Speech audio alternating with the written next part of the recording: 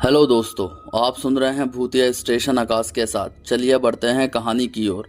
बात सन 1990 की है, जब रोमानिया में एक ईसाई कब्रिस्तान को सरकार ने हटाने का फैसला किया। वो कब्रिस्तान पूर्व सैनिकों की आरामगाह थी, लेकिन देखा गया कि वहां कभी भी कोई फूल चढ़ाने या कोई प्रे करने नहीं आया। कब्रिस्तान की हर कब्र में टूट फूट हो चुकी थी, जिससे वीरानियत बढ़ ही रही थी वहां। ये देखते हुए सरकार ने कब्रिस्तान को हटाकर उस जगह म्यूजियम बनाने पर विचार किया। अभी इस पर विचार चल ही रहा था कि ये आदेश प्रस्तावित करने वाले का एक भयंकर एक्सीडेंट हुआ। एक्सीडेंट इतना भयानक था कि उस इंसान के शरीर के परखच्चे उड़ गए और इस विचार को यहीं बंद कर दिया गया। लेकिन मार्च 1992 में नई सरकार आने पर इस विचार को बिना सोचे समझे पारित कर दिया गया और शुरू हो गया कब्रिस्तान को म्यूजियम में बदलने का काम।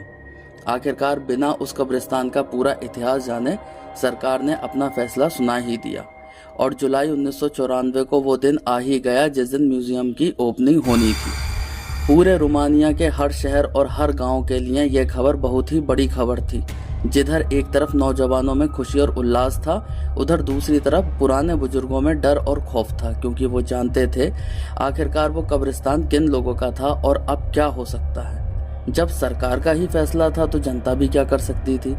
आखिर वो ओपनिंग का दिन आ ही गया। शहर के मशहूर और नामी ग्रामी आदमी ओपनिंग डे में पहुंच चुके थे। बस प्रेसिडेंट सर का इंतजार हो रहा था, मतलब देश के मिस्टर प्रेसिडेंट का।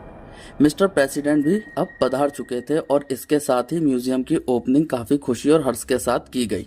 म्यूजियम की ओपनिंग के 15 मिनट बाद ही मिस्टर प्रेसिडेंट तो अपने कार्यस्थल पर रवाना हो गए, लेकिन बची आम जनता जो कि म्यूजियम के हर पुरानी चीजों और पेंटिंग्स को देख रही थी।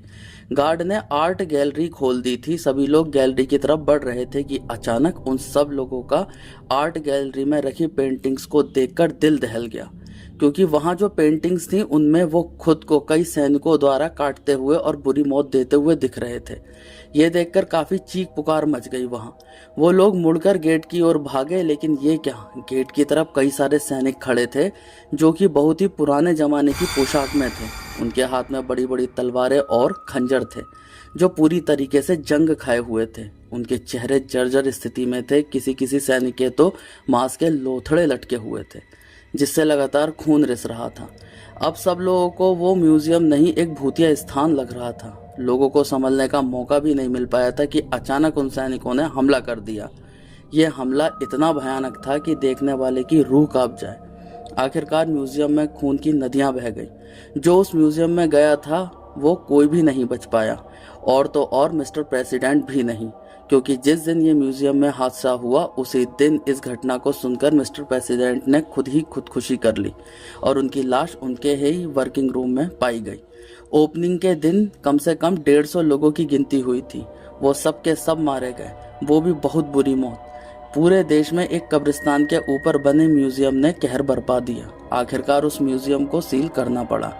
इस बात से यह अनुमान लगाया गया कि उन सैनिकों के साथ भी यही हुआ था, जिससे उन्होंने भी जनता के साथ वही किया।